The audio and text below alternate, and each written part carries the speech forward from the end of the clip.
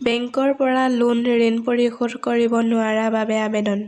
পতি মেনেজাৰ, অসম গ্ৰামীণ বিকাশ বেংক, শাখা মৰিগাঁও। মহাশয়, মই আপোনাৰ বেংকৰ পৰা ৭,০০০ টকাৰ এটা কিস্তিৰ ঋণ লৈছিলোঁ।